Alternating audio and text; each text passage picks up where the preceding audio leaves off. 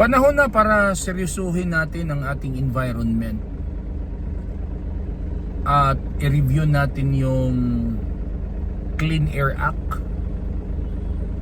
Andun may mga provisions dun para paano pangalagaan, protektahan ang ating kalikasan.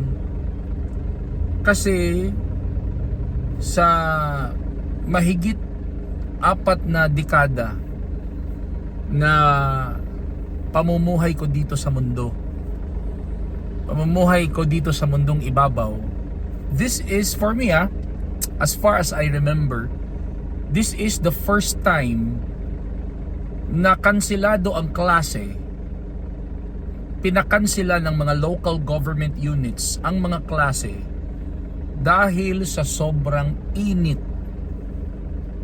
Dahil sa sobrang init. Imagine that. Dati mainit, pero okay, mainit siya. Magdala ka ng payong, magdala ka ng tubig. Pero iba na ang usapan ngayon. Kapag ka sinasabi mong init, iba na. Life-threatening na. Life-threatening na ang init ngayon.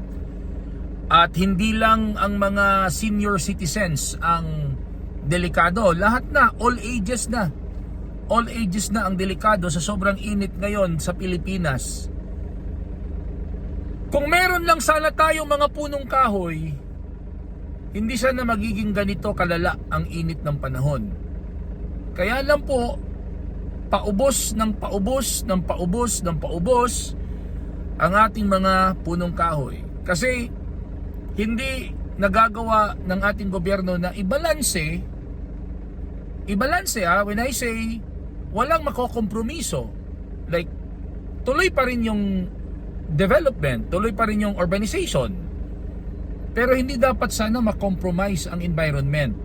Kaso, ang nangyayari, tuloy-tuloy yung development, maraming mga nagsisitayuan ng mga buildings, ng mga housing projects, mga bagong daan.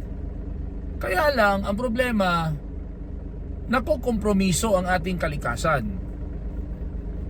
Hindi nila hinahanapan ng paraan na papaano ba tayo magtayo ng buildings, papaano ba tayo magtayo ng mga housing, paano ba tayo gumawa ng daan na hindi na kailangang putulin ang mga kahoy. Alam niyo mga kaistorya, kung maraming kahoy, kahit nasabihin na natin may climate change,